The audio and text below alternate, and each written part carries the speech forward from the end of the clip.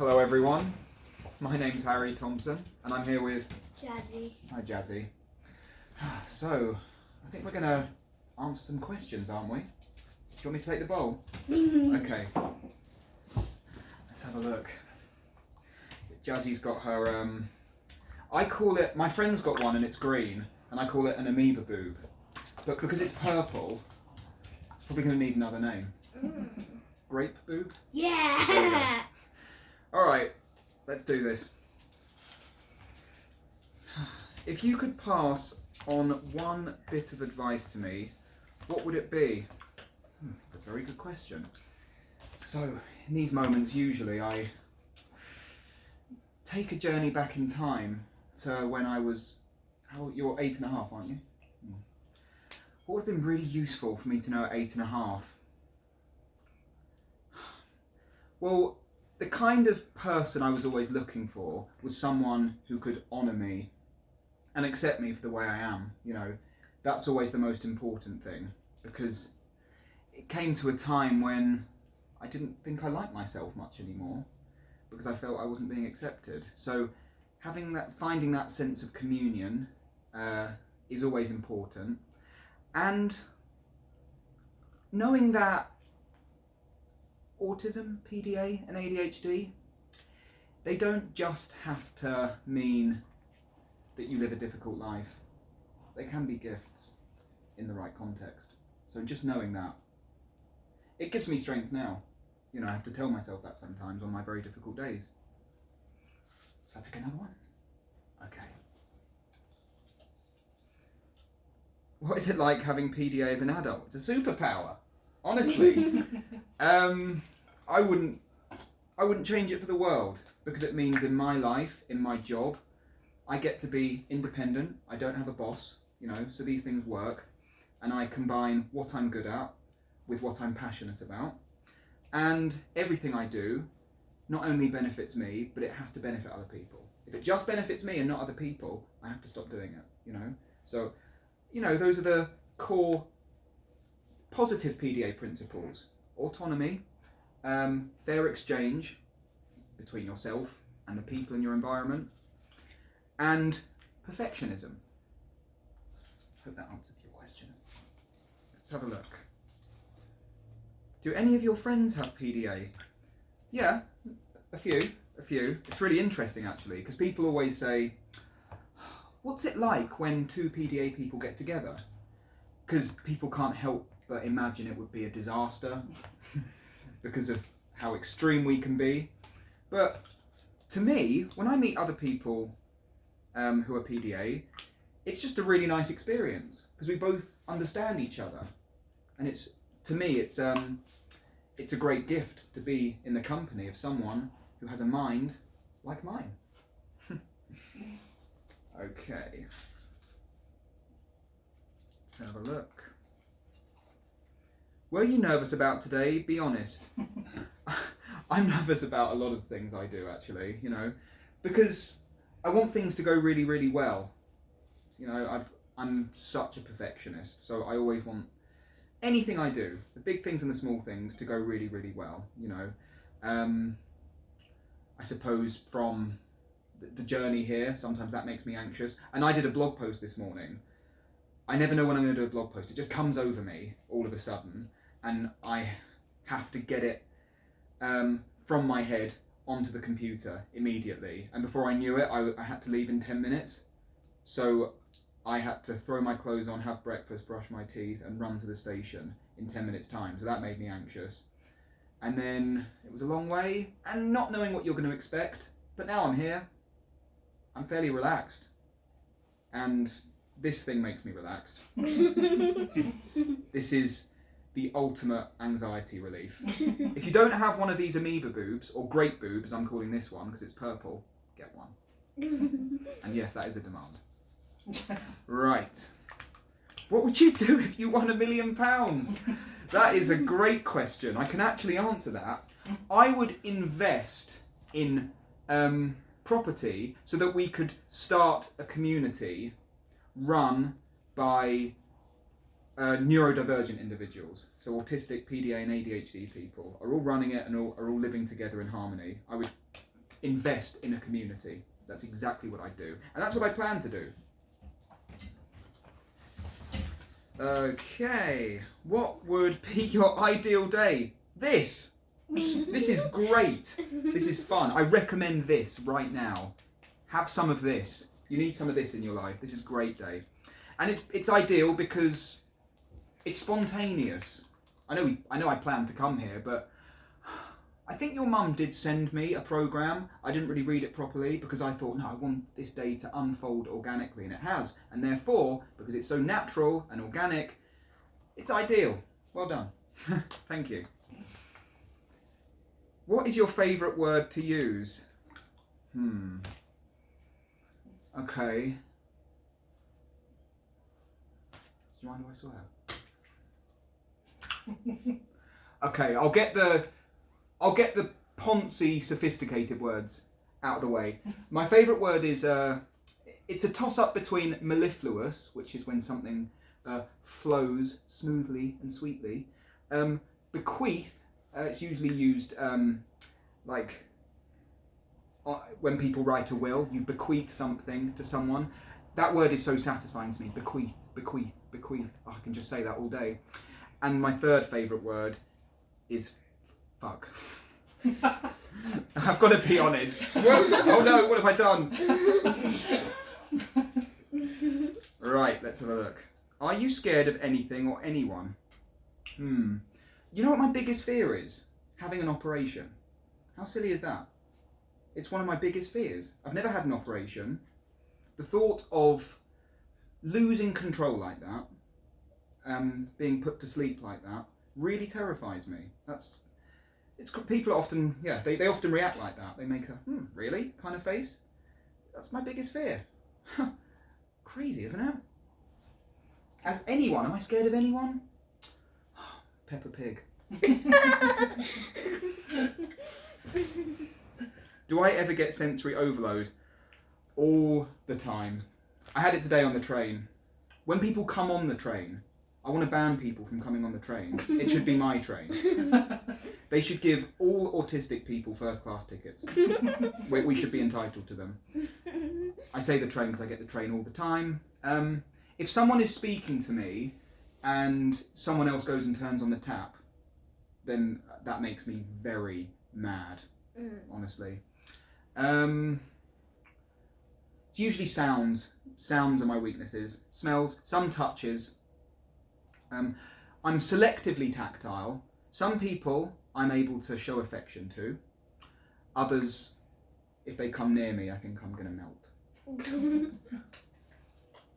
Great questions, Jazzie. Oh, let's see. Did you have meltdowns and shutdowns as a child? Yeah. Interestingly, they were more shutdowns when I was a child. I can remember these panic attacks and freezing because I was very, very quiet and shy. Under 10, I was masking most of the time and I was very mute. And then I became more expressive in my behaviour. From about the age of 10, I'd say, I really developed my confidence, but with that, my distress would also externalise. So both, I've experienced both. And I think when you implode, do you know what that means? Rather than explode, when you implode, I think it's worse actually.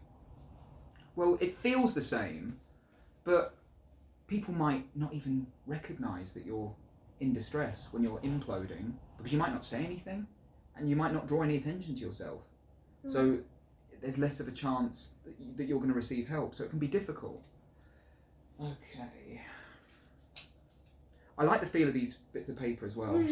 I just thought I'd say that. What helps you follow demands when you have to? Oh God. Let me think. Okay. Let me think of a really good example. Because sometimes, there's sometimes things that you have to do. Sometimes immediately telling myself I don't have to do anything.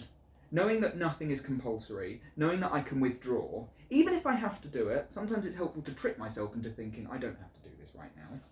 And then I immediately restore control, and then, because I restore control, I stop panicking as much, and I'm able to reassess the situation. So then I make a decision, but then I have to eliminate the uncertainty factor. So I have to delve into it. Before I make a decision, I have to delve into the thing itself. What are the pros and cons of doing this thing? How will it help me? So I really kind of analyse it deeply after I withdraw initially, because if there's a sense of I have to do something, panic sets in. So don't worry about it. I don't have to do anything. There's nothing I have to do in the world. Okay, now because I've withdrawn, I feel calm again. So let me think about it again differently. So it's about changing your approach and changing the way you see things sometimes, I'd say. Yeah, that makes sense. Oh, that's great. I'm glad it makes sense. Okay. What is the most annoying question you get asked? There are two things that sprung to mind. One is when people ask, "Are you okay?" I don't know why. I just don't like it. I really don't. It feels demanding to me because when they're saying, "Are you okay?" they probably want me to feel okay, and then I don't feel okay anymore. And I don't think it's a necessary question. I think if we know that someone's not okay, I don't think we need to ask them at all. I think it's obvious if someone's really stressed out. And I feel like it's prying into my private life. Are you okay? It's like none of your business. So that's a really annoying question. To me, at least. Do you find it easy to make new friends? If you would have been asking me this at your age, would I have said no? It's confusing. Some people, it depends, because nowadays most of my friends are autistic, or PDA, or ADHD, so I relate to them so well, I feel. So it's easier to approach them. But I remember being at my grandparents' house not so long ago, and they had their friends over, and they weren't autistic, and I didn't know what to do in the situation. I had to go upstairs because I couldn't sit and eat dinner with them and have a normal conversation with them because it felt impossible to relate to. So I would say it depends on the person. That's the same for me. Is it the same for you? Oh gosh, I'm supposed to be asking you questions as well. Why don't I finish these and then I can ask you some of these questions. Yes, we'll take it in turns. Do you have any weird food combinations? Okay, I was explaining earlier how I had I used to combine marmalade with ketchup on toast, and there'd also be scrambled egg there as well. So it'd be scrambled egg, marmalade, and ketchup. Oh, it was delicious, believe me. I miss it. Damn this veganism. But nowadays, oh come on, I must have something. Okay, not so long ago, I made baked beans with pasta. That was a bad day. I'm not proud of it. If there are any foodies or Italians out there, I say that because I've been criticised by an Italian for my eating habits once. I wasn't thinking straight that day. It's not been repeated and I don't plan on it.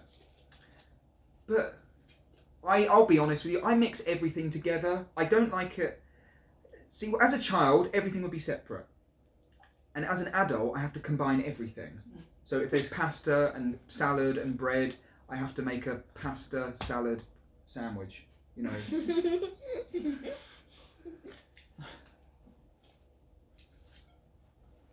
don't know why I need this on my lap. I always need things like this on my lap. I do. But it's starting to annoy me. So off it comes. Okay, we're nearly done. What do you find boring and why?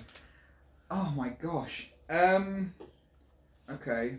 What do I find boring? Small talk. Small talk is really boring. And the thing is, within small talk, you can speak about a range of topics.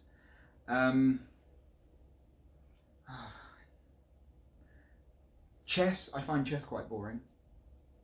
Because I don't like the idea that once you commit to a game, that's it. That's really difficult. And there's not enough colours to look at on the table. There are too many straight lines, and there are too limited a range of colours. So chess drives me nuts.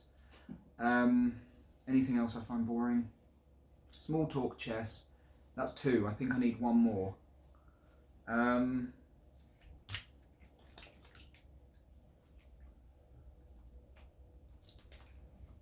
Small talk chess and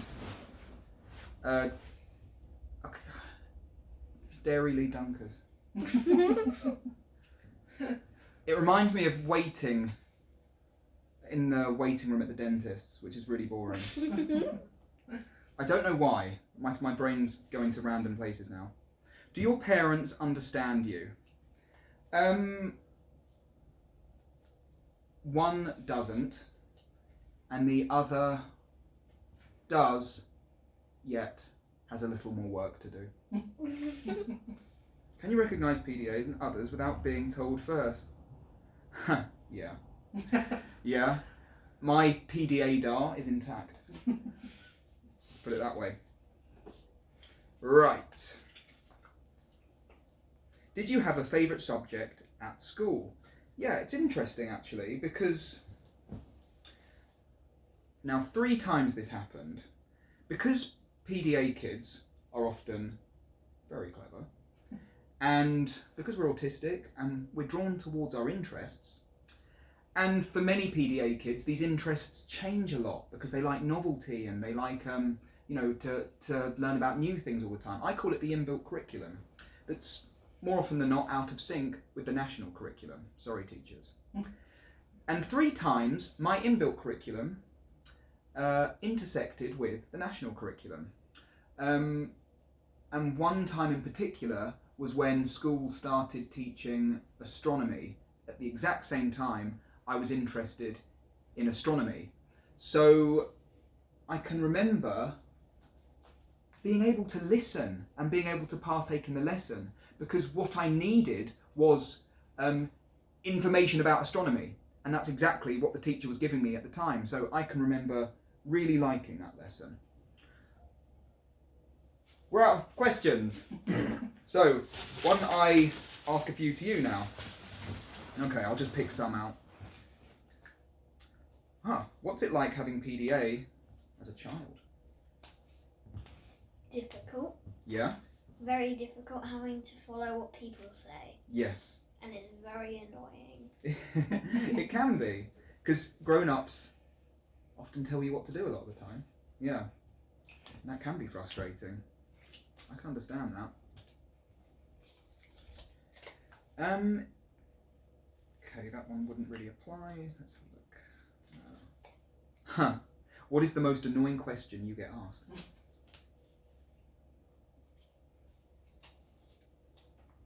Come and look what's on the phone. Good answer. I like it. What helps you follow demands when you have to? Sometimes I don't follow them. Join the club. And sometimes I think I turn it the other way around. I have to do it, and it's kind of like what you said. I think of what the demand is and how it will help me and how it won't help me. Okay. And then normally, what will help me most is the demand. So so my brain says, then it's okay to do it. Okay. Understand. So it's almost like asking your brain for permission. Mm-hmm. Yeah, and asking like another source. Asking your brain, which is like talking to another person. Really. Yeah. It's like your brain becomes your guide. Oh, Yeah. I like it. Do you find it easy to make new friends? Sometimes, yeah. If they understand me, Mm-hmm. and if I talk to them, and if they get it, then I find it easy to connect with them. Okay. If they don't really get it, then I find it even harder to connect with. Yep, I know exactly how that feels. Okay. Do you have any weird food combinations? I know you do, because I've seen them. Ketchup and apple, ketchup with grapes, ketchup with Britlock, Nutella with beef hula hoops. You win. You win the weird food combination award. Do you have meltdowns and shutdowns? Yeah? We don't have to elaborate on them. Are you scared of anything or anyone? Am I allowed to mention names? Possibly not. Because they might watch this and Okay. complain. It's fine. Ooh, spiders. I never got that one in people. It's really interesting because it's a very common fear. I don't understand it. Is it the 8 legs thing? Okay.